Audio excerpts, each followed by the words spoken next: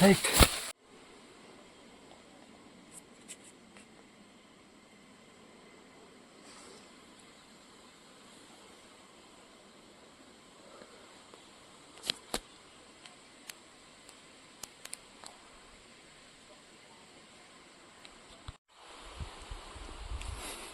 यहाँ चढेको हेर्दै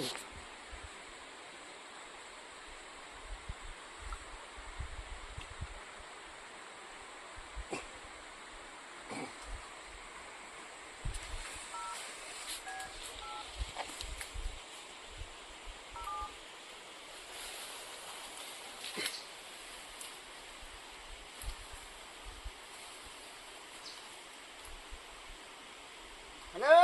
हुन्छ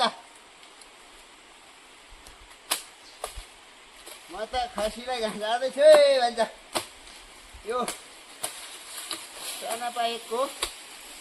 नेपाल स्थित भाङकार भन्ने ठाउँमा मामाको रुख चढ्ने कला खसी बाख्रा पाल्ने दिन्छ भन्छ यो त्यसै गरेर घाँस बोकेर खसी गाँससँग बेच्न सफल भएको किसानो म यसरी चढिन्छ रुख यसरी घाँस झारिन्छ गोठालो जिन्दगी ल ल ल आज ल ल ल आज धोबिने ल ल ल बाख्रा पनि मुनि आउँदैछन् आउँदै गरेको अवस्था अब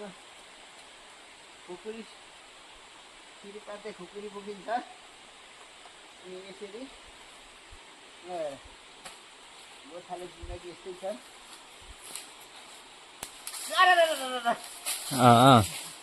फेरि झारिन्छ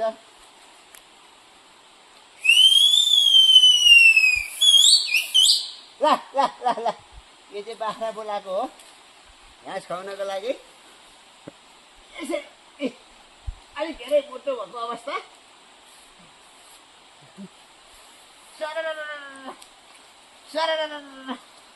यसरी झारिन्छ भन्छ है यो रुखको अवस्था चाहिँ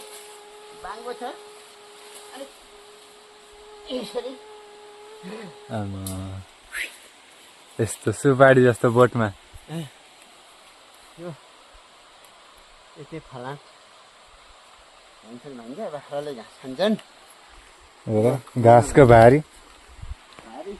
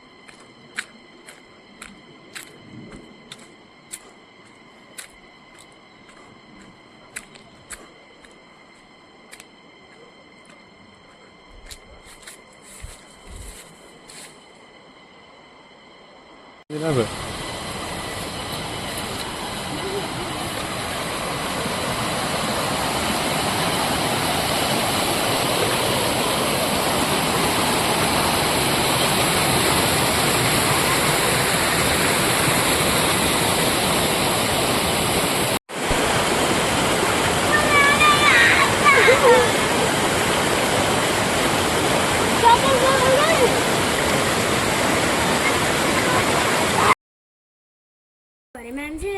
मम्मी नजानु भने माइजू उहाँ हेर्नु अस्ति हामी टिकटक बनाएको यहाँलाई हो उयो ठुलो ढुङ्गा त्यहाँदेखि मुनि गुल्डी चढ्दा त म आमा गएको त्यहाँतिर नजानु है लडिन्छ भन्दै हुन्छ अघि पनि मम्मी त्यहाँदेखि गुल्टुङ गुल्टुङ गुल्टुङ झरेर यहाँ आलीमा आइपुग्यो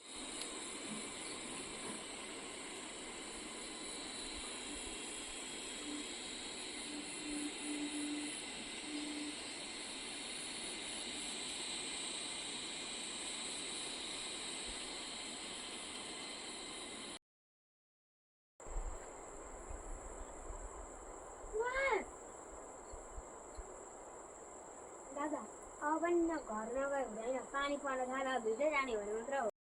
यहाँ 2082 सालको दसैँ मनाउन मावला आउँदा यहाँ ढुङ्गे धारामा एउटा चिनो बनाएको छु प्लस अर्कोचोटि आउँदा भेटाइन्छ कि भेटाइँदैन है त